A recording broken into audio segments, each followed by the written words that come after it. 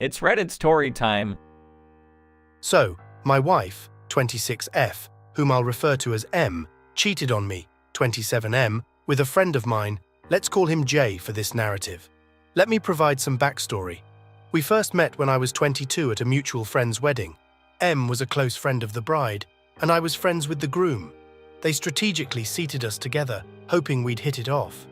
When I first laid eyes on her, I was captivated by her beauty. As we began talking, we discovered numerous shared interests, and we instantly clicked. We conversed throughout the evening, enjoyed dinner together, and later took to the dance floor. Amidst the dancing and drinking, we shared a kiss in the middle of the floor. When we pulled away, our friends, the bride and groom, approached us, eager to know what was developing between us, as they were excited matchmakers. We casually dismissed their inquiries and continued enjoying the night. Though we didn't exchange numbers that evening, about a week later, I received a text from M asking me out. The bride had given her my number. Naturally, I agreed and thus began our relationship. Everything seemed to be going well. Aside from minor disagreements, we never had any serious fights. Eventually, after about 2 years of dating, I proposed to her, and less than a year later, we were married. Our marriage, which lasted just over a year, came tumbling down on me. In the lead-up to our first anniversary, there were little things that began to bother me. She grew more protective of her phone, girls' nights became more frequent, and our intimate life dwindled to almost nothing. Despite bringing up these concerns repeatedly, I was dismissed, accused of letting my insecurities consume me. It felt like my attempts to communicate were falling on deaf ears, so I grew increasingly distant.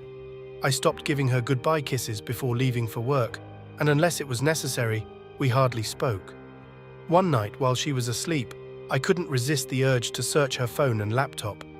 After finding nothing suspicious, I remembered stories I had read online and decided to check her car. In a moment of intuition, I discovered a second phone. Instantly, I knew what was happening, but I wanted concrete evidence before confronting her to avoid any denials or excuses.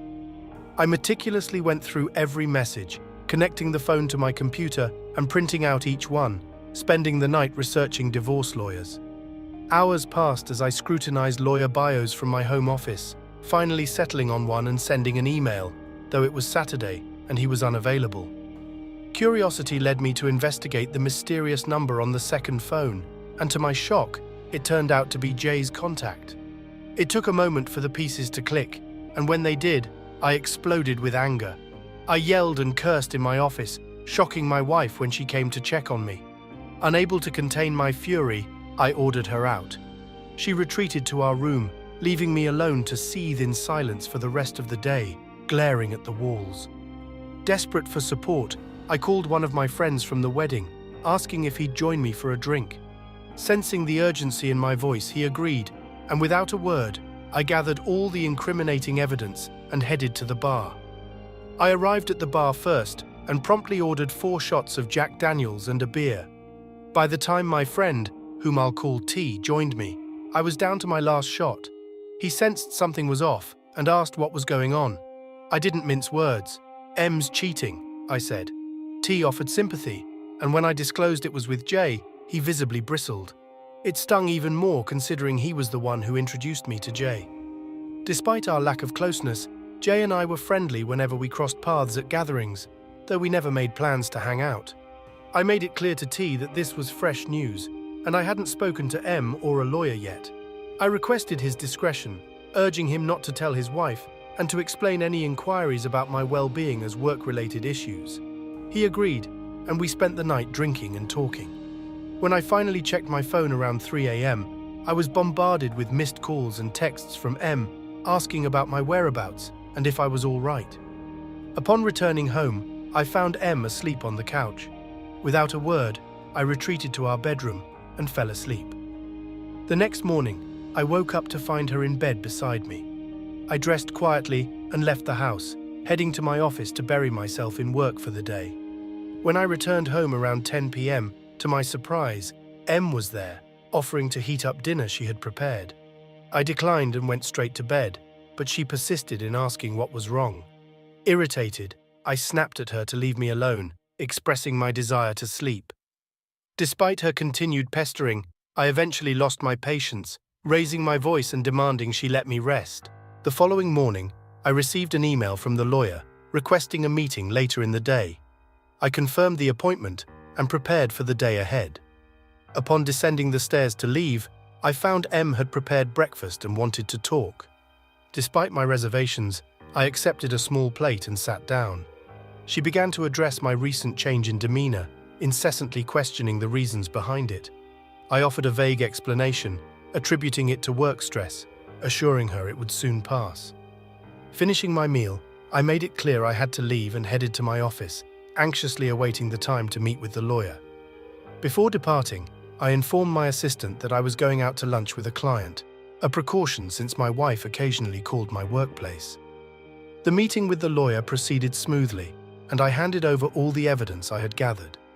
His response was sympathetic, yet pragmatic, informing me of the legal advantages in our state's fault-based system. Realizing the implications, I reiterated my determination to proceed with the divorce as swiftly as possible. He requested to retain the evidence, but I insisted on keeping copies, not yet having confronted my wife and unwilling to entertain her potential excuses. After arranging for the serving of divorce papers in approximately 2 weeks, I thanked the lawyer and departed. Upon returning home to confront M, I discovered she was not there. After several attempts to reach her by phone, I sent a blunt text, urging her to return home immediately for a conversation. Shortly thereafter, she called me, confused by my message. Without further explanation, I simply instructed her to come home at once. 15 minutes later, she finally arrived, and I couldn't help but remark, "Wow, look at that, 15 minutes. Isn't that about the same distance between here and Jay's?" She stared at me, dumbfounded, and I gave her a moment to collect herself. However, instead of responding, she simply continued to stare. "Well, nothing to say," I prompted. She attempted to deny and gaslight me, but I allowed her to carry on. As she worked herself into a frenzy, hurling insults my way, I slammed my fist on the table to silence her and retrieved the evidence. Initially holding it to the side, I presented the mountain of incriminating material I had gathered. With each printout, I exposed her betrayal. As she pleaded for me to stop, and tears welled in her eyes, she tried to apologize, claiming she loved me. "Honey, what happened to that energy you had before?" I questioned. "You were so determined to degrade and insult me just a minute ago." She reached out to embrace me, but I recoiled, holding out my hand to stop her. "Don't touch me," I commanded. "Do you want to know who else has these photos and messages? My lawyer. I'm divorcing you. Now get a bag, gather your clothes, and get out of my house." Well, that was one hell of a story. I'd say well done on handling that situation with strength and composure. Now let's focus on protecting yourself and navigating this challenging time. First and foremost, remove her from any joint financial accounts and change the passwords on all your accounts to prevent any further access or manipulation. It's crucial to safeguard your assets. Next, prioritize your health by getting an STD test. It's essential to take care of your physical well-being amidst the emotional turmoil. Avoid acting out of anger or seeking revenge.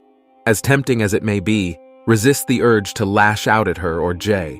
Listen to the advice of your lawyer and follow their guidance. Consider changing the locks on the house, as she has effectively abandoned the marital home. This will help ensure your safety and security. Stay away from alcohol and drugs, as they can cloud your judgment and exacerbate your emotions during this challenging time.